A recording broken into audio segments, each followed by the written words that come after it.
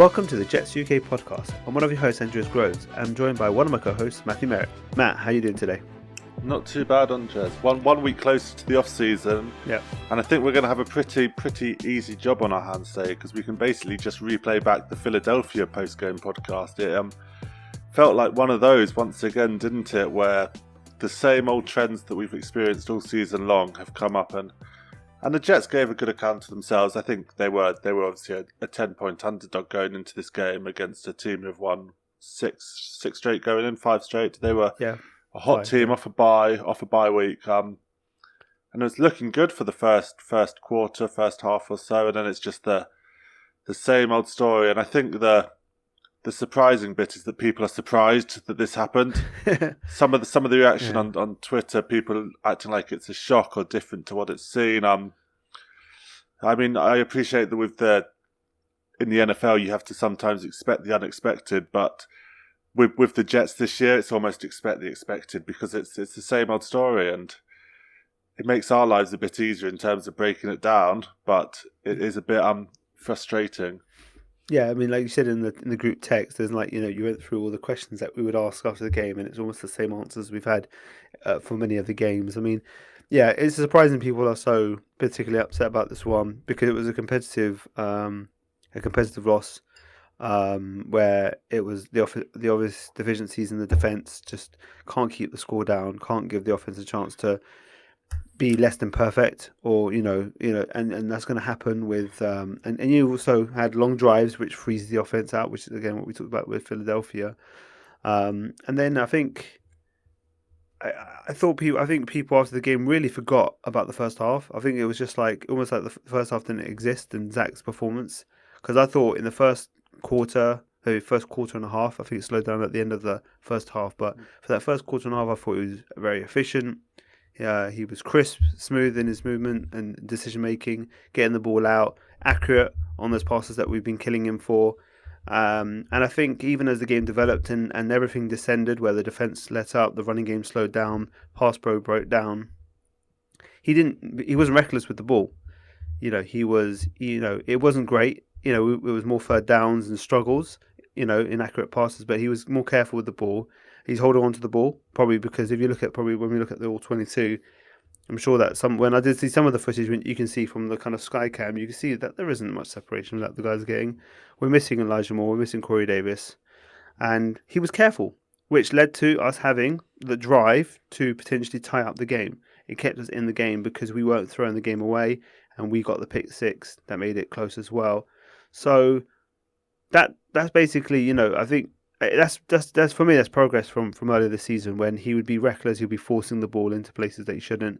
I think he's making better decisions now, and I think when when Moore is around him, not more Elijah Moore, that's one offense, but when there's more talent and better performances around him, I think he'll be better. He can't carry the team right now. And it's obvious, but if he can play quite efficiently within it, and that's what we wanted, that's what we had from Mike White, and that's what we wanted Zach to do, and he is doing that. And then when it all breaks down, he struggles. So I don't quite understand what people want from Zach, just because he's the second overall pick.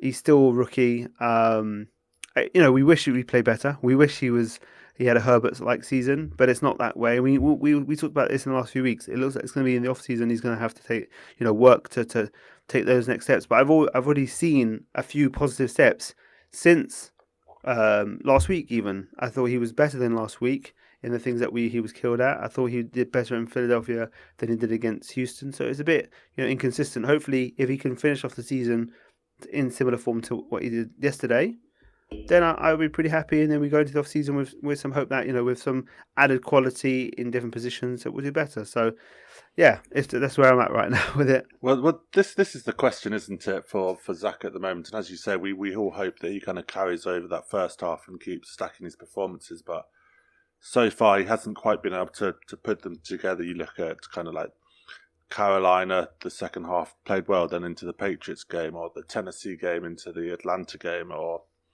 kind of the Philadelphia game into the New Orleans game. And this is the question mark that's going to keep getting asked until we see it. But yesterday's one was a frustrating one, and I'll start looking at the offense as kind of big picture.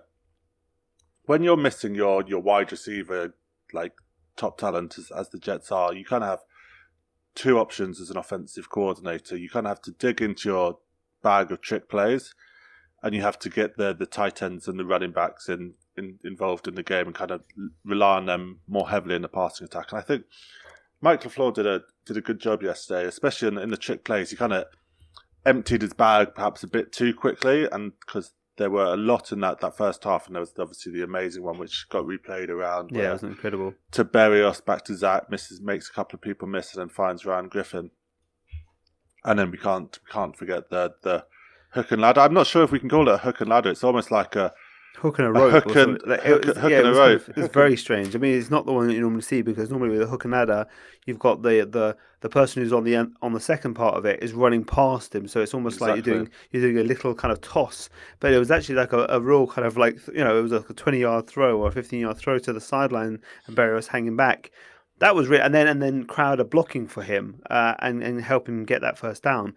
It was amazing to see that. We're just not used to this stuff with Jets football. So yeah, really good stuff. And Mike LaFleur, it continues to really show what he is and how kind of the doubts on him earlier this season. I mean, it really does stem from him being on the sideline and struggling to call the offense from there. And it's like you can't. The difference between him up in the booth to the sideline is night and day. And so yeah, I think it's just him being up there. He can get a better flow, and I think he has more confidence in using those plays when he's seeing the game better. So yeah, that's totally what it is.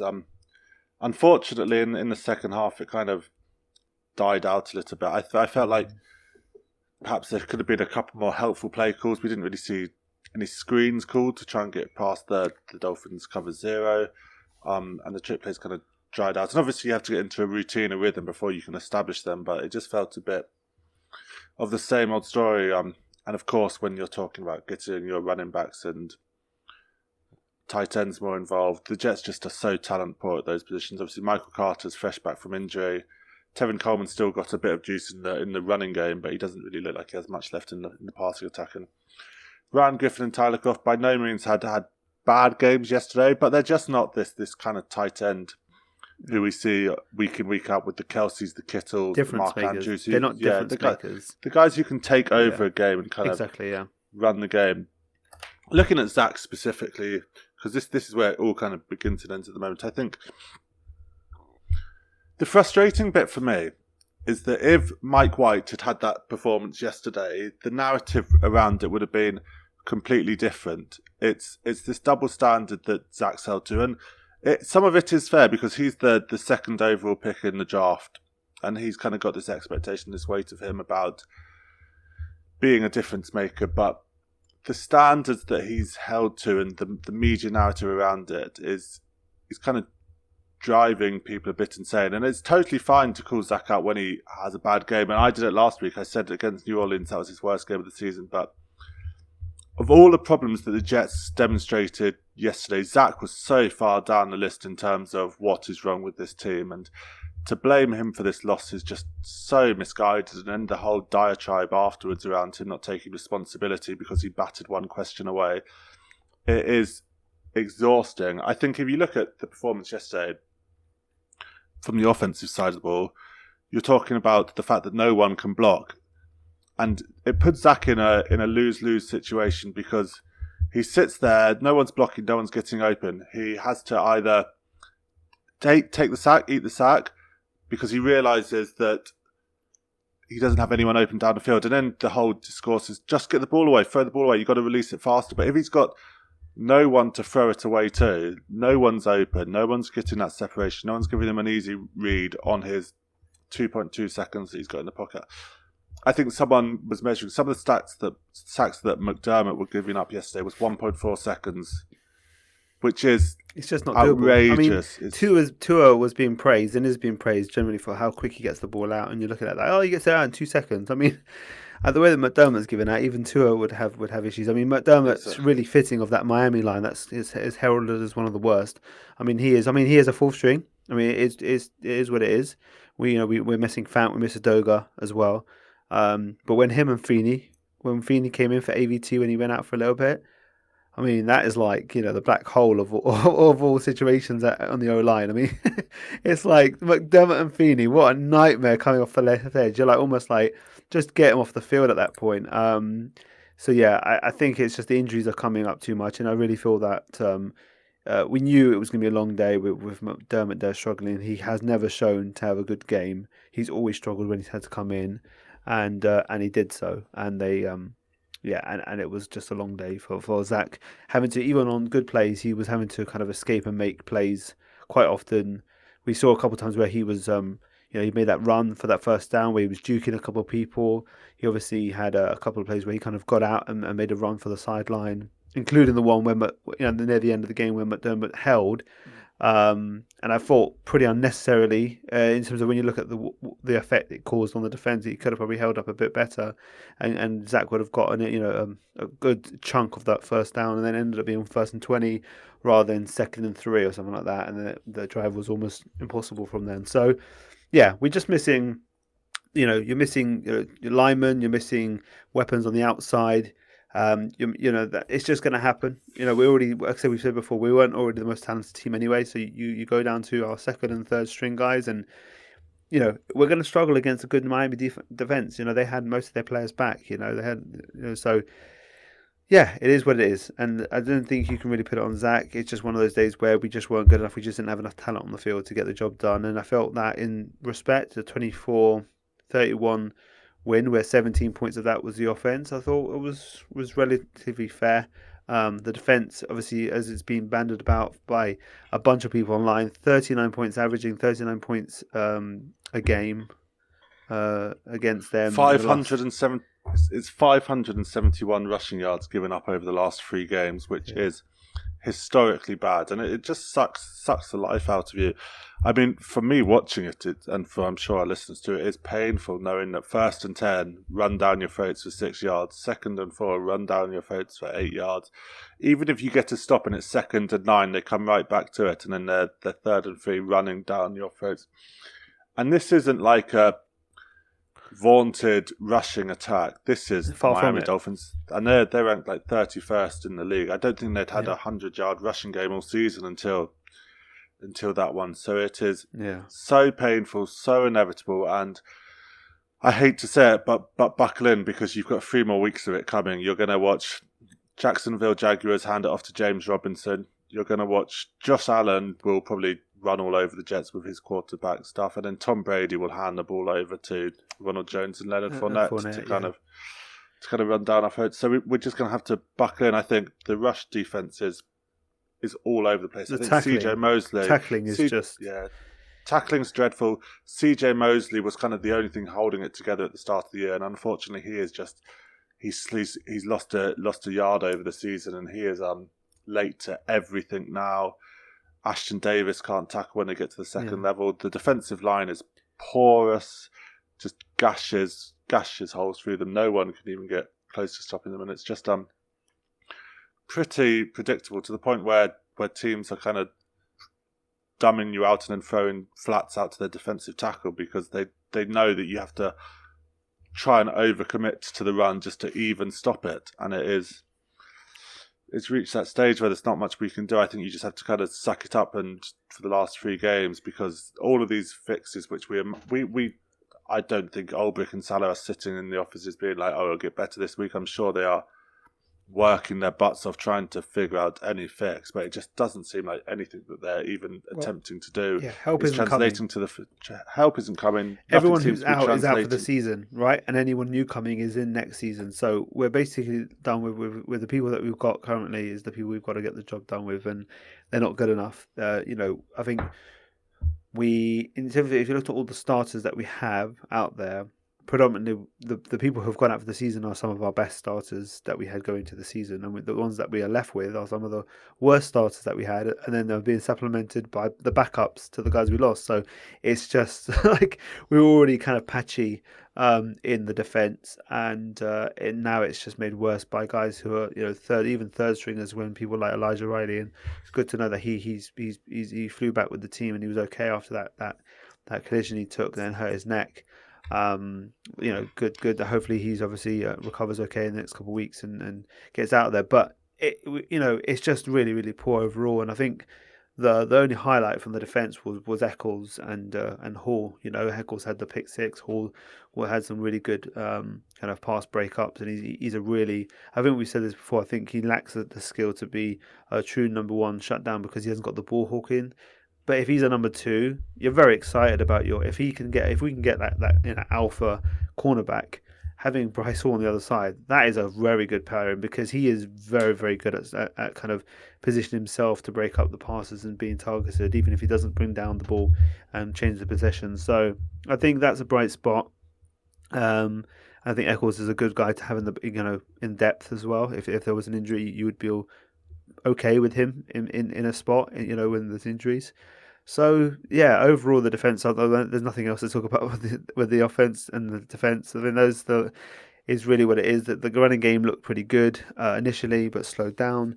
I think Miami made adjustments on both sides of the ball, and that was basically it. Once our opening salvo was done on both sides of the ball, we struggled to kind of respond to their adjustments, and then that's what kind of led to the second half kind of getting away from us. But yeah, it's just what it is at this point. There's not much we can actually say without repeating ourselves over and over again. It's 3 more weeks.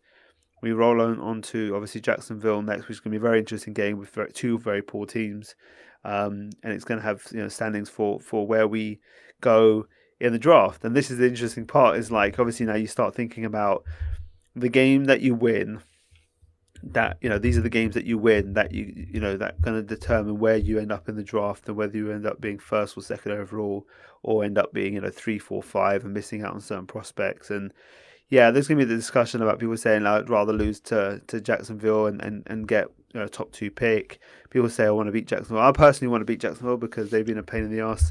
Their fan base with the whole Trevor Lawrence situation and stuff. I don't want the narrative to be around, but then we'll probably lose the next 2 games anyway because both the Bucks and Bills need to win their games to kind of lock up seeding and stuff like that, and even playoff position for the Bills. So they're going to come full on for the Jets and say we're going to just not take these guys lightly. We're going to destroy them and make sure we get into the playoffs. So yeah, good luck to us past the Jags. But yeah, I totally agree with you. I think I am 100% in the boat where I want the Jets to beat Jacksonville, not even because they've been annoying, but just because I feel like we kind of need one more moment this season, and it'd be good to get one more moment, and it doesn't even have to be a moment like the Tennessee game. It just needs to be a performance where you show that you can finish a game and kind of lead a game, because it's going to be the first time the Jets have been favourite in a game for God knows how many games.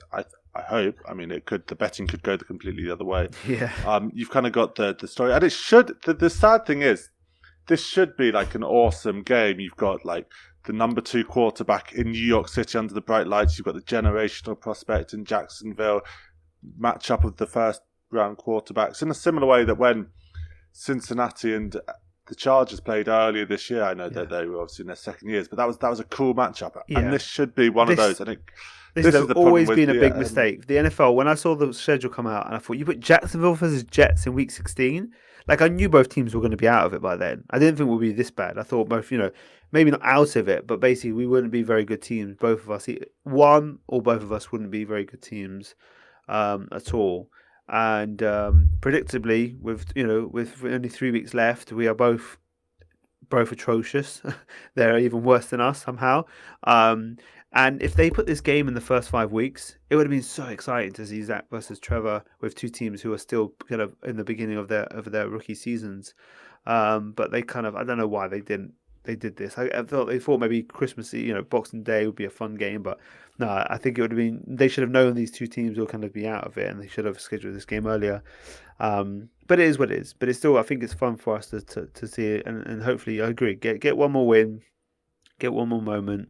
And then let's see if some of the other teams can pick up wins elsewhere. We still end up with a top 2 pick as well when we lose to the Bucks and the Bills. And if we can get a top 2 or top 3 pick, maybe we still can land one of the 2 pass rushers, which is where we always talk about other options, whether it be Evan Neal, whether Kyle Hamilton, whatever you want, a wide receiver. But basically, if we end up with a chance to get Hutch or Thibodeau, I think everyone's like that's the kind of consensus. If you get one of those two, that's where you go. So we'll see how that breaks down. In terms of looking at the draft, we'll go back into our segment. It's getting drafty in here because it's every week it's getting more and more. So what's the position group that we're covering today for our first round pick and a later round pick? I think today we're going to have to do interior offensive line, and I'm going to put centres to one side because everyone has heard about this little guy called Tyler Linderbaum to death, and he's been all over Twitter and the discussions all around him. So not Zola, but I think he's kind of been discussed to death, and I think it would be doing a disservice if we kind of chat to him in this section. So I've got one guy in round one. So it's guards. It's basically guards, right? Okay. Yes, and the interesting thing about a lot of the offensive linemen, perhaps more so than we've seen over the last couple of years, is a lot of these guys have played multiple positions. Obviously, if you're looking at the tackles, for instance, you've got Evan Neal, who's played right guard, then right tackle, then left tackle. He's got that versatility. And one of the guys who I think is probably a round one talent as well, and is someone that I think if the Jets kind of were looking for a trade back and kind of into the late teens, early 20s position, is Kenyon Green. And this is someone who, his versatility is off the charts. He has played across the entire of Texas A&M's offensive line all season long and has done it at a high level. He is, I think the best way to describe him, he is a nasty, nasty player, and you would not want to be lined up against him. And I think he's someone who you could bring in, and it gives you that flexibility in training camp to kind of explore what your best offensive line is. And it might be that the plan for him would be to start him at right guard for his rookie season, and then as he develops, he could have potential to shift out to right tackle. He could kind of give you that flexibility that you're kind of after. A bit like an Elkin Jenkins, right, from the Packers, a guy who can play in all the positions. Exactly, that is exactly what he's like, and he kind of dominates, and he's explosive and he's powerful. And I think what's most impressive about him is just his hand placement is so consistently good that he kind of really just gets his hands on you. And once he's got you there, he's a powerful dude and can move you. So I think round one, certainly, I think that versatility is going to make him an attractive prospect to lots of teams who are not just planning for having him in one spot for a year, but kind of opening up avenues and kind of exploring how he could be best used to help their team. Interesting pick. I think looking at round two, and I think this is firmly a round two pick as opposed to a round 2+, because I can't see this guy making it past around the 50th pick. Hold on, before you use that, that pick for the Panthers. I know we look at the Seahawks all the time, but the Panthers pick is at 39 now. I know it's going up and up, that pick. I mean, they're just atrocious, and so I mean, to have two picks in the top 40, top 39, that's pretty impressive. So, yeah, we can even trade down a bit in the second, pick up extra assets, and still get a good player with how good that pick's becoming. So, yeah, who's that second round pick that we're looking at? Well, on that point, I'm sure this is going to be something that we'll talk about all off season, but it's the kind of the doors that it opens up in terms of how you can move up and down the board with all of these, well, particularly these first four picks. Second round guy, I reckon he's a top 50 pick. Is Zion Johnson out of Boston College. And he's currently playing left tackle over there, but a lot of people are kind of projecting him to slide inside at the next level. And it'll be interesting to see if he can make that transition, because he's played a bit of guard before, and this season he's played left tackle in a similar mould to how Elijah Vera Tucker did it last year. And I think what's so nice about him is he's a really polished prospect. His footwork is impeccable, and I think that's come a lot from playing both inside and outside. It's just you kind of get experience of having to move your feet, and especially when you play tackle, you have to take those big, wide steps and kind of be really polished with your footwork to make sure you don't get offset or off-balanced and kind of overcommit. And I think that kind of ability to move your feet is super impressive. I think his technique is impeccable in terms of dealing with multiple times of attack. He kind of is able to stand you up if you power rush him, but if you're trying to spin move, he's able to kind of shift his weight and kind of direct you away from trouble.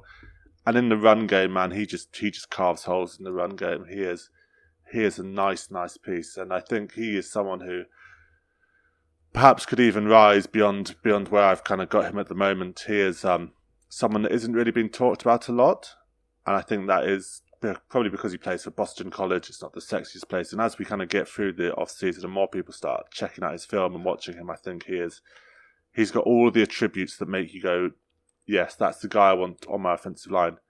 And I think, just quickly looking at the offensive line broadly, there is a lot of discussion, and I still don't know if I've fully made up my mind on this discussion about how much investment your offensive line needs before it's to the detriment of other positions. And what I mean by that is if the Jets choose to go Evan Neal at 5'4" overall, that means you have 3 top 14 picks on your offensive line when you could be supplementing other parts of the roster. Yeah. Or if you take someone in the second round, 2 people in the second round even, that it's how many picks is too many picks. And I think I don't have the answer to this, and I'm still trying to work out what I think, because I go back and forth on taking Evan Neal, for instance. Particularly if I don't think Evan Neal gets past the Jaguars, but if he does, it's a really interesting discussion to have. So do you value that much investment in the offensive line at the detriment of other positions? Because Evan Neal's the best player in the class for me. Obviously, I know a lot of people like Kayvon and Hutchinson, but for me, Evan Neal's the best player in the class. Yeah. And I think this is something it's interesting, the positional value. It's kind of, because you've got to think about the way that we run the ball and the way that most teams run the ball. You're only as strong as your weakest link on the line. And if you have that, especially on a run play, if you have one person who's screwing up, and it was shown by GVR and how bad he was earlier in the season, it can make a difference. But then if you get to someone that is at the LDT level, and that's your weakest link, is that where it starts to become not as much of an issue, because the other players, he's not. If you have someone who's not a liability but maybe not dominant, then at least the people who are dominant around them can still be dominant and don't have to worry about the liability. So it is interesting in terms of how much you put in. I think Zion Johnson in the second round is an interesting name. If we go, say, pass rush or wide receiver in the first, you maybe go with, we go with corner and guard in the second round is where I'm kind of thinking at the moment in my mind. This again all depends on where we land players in free agency. There's a lot to be play out, but the way I'm looking at it is that maybe that's where you kind of go to maximize the value of each positional group. Plenty of time to discuss all this. There's plenty of time. Plenty of time. But no, there's some names for you guys if you're listening, obviously. So interesting names. Round 1 name, round 2 names. Obviously, there's other players that are going to pop up. That are going to be kind of those later round prospects that we all fall in love with and get some value there. But yeah, this is just one of those things now. As we look towards the draft and the off season, we are going to be, because we've got a few weeks left of the season, and that's what it is. So we'll be back later in the week to preview the Jags game. We will get that out to you. We will look to get that out, on the usual time span. We'll be hopefully reaching out to someone in the Jags community as well. I see it's a lot. Do they have any fans? Well, yeah. Way. Yeah, that's questionable. I think they've got more fans in the UK than the US, to be honest. So hopefully I'll find someone if they want to talk about it, but maybe they want to put their heads in the sand like we feel like sometimes. So we will see, but we'll definitely be previewing the game anyway and getting out to you guys before the game on Boxing Day. So Matt, is there anything you want to say to listeners before we head off? Well, this is my last one before Christmas, so just I hope you all have a great Christmas and look after yourself, and hopefully the merriment of the 25th can take away from the suffering that the Jets continue to inflict on us all. Absolutely. Hopefully it translates to a really good performance. But yeah, I'll catch you, and hopefully I think I'll have David on, and we'll see, or I'll have to figure out something otherwise. But yeah, I'll be back with someone opposite me, and we'll be previewing the Jags game. So enjoy the week. Hopefully you get all your Christmas stuff sorted out, all the stuff that you need to get sorted out gets all done, and we'll catch you later in the week.